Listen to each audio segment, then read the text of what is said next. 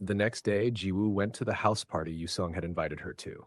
But of course, no one else was coming. It was just a lie to bring Jiwoo closer to him.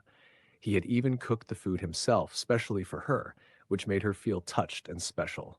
As they ate, Yusong asked what had happened to the man who attacked him last time. Even Jiwoo didn't know much about it and replied that she would tell him as soon as she was informed. Following that, Yusong brought up her friend who's like family and asked if that person was Dohaeon.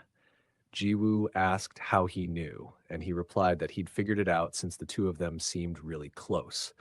He then added that it made him wonder if there had been something between them in the past.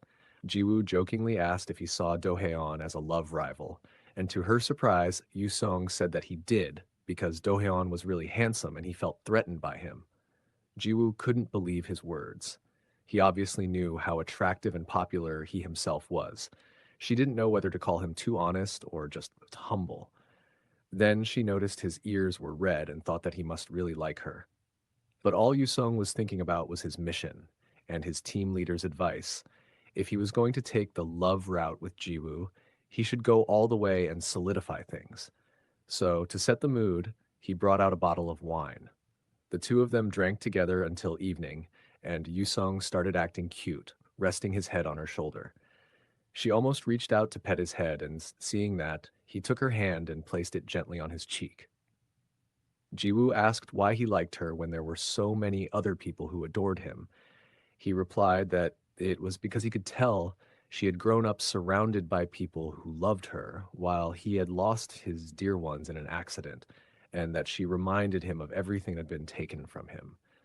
People say you're drawn to what you don't have, he said softly, and that's how I feel about you.